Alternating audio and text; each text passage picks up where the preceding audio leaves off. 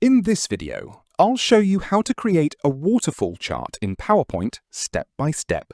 Start with a blank slide. A waterfall chart isn't available by default, so you'll need to insert it manually. Go to the Insert tab in the top menu and then click on Chart. A dialog box will open with different chart types. Scroll down the list on the left and select Waterfall. You'll see a preview on the right. Click OK. PowerPoint will insert the chart and open a small spreadsheet window where you can edit the data. Replace the sample data with your own values. Each row represents one bar in the chart. For example, you can add categories like starting balance, revenue, expenses, and net total. If you want to set a bar as a total, right-click on it, choose Format Data Point, and check Set as Total. This makes the bar start from 0.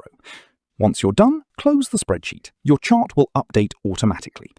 To customize the look, click on the chart and go to the Chart Design tab. From there, you can change the colors and style. You can also add data labels by clicking the plus icon next to the chart and selecting Data Labels. And that's it. You now have a clean and professional waterfall chart in PowerPoint. If you found this video helpful, don't forget to like and subscribe for more tutorials.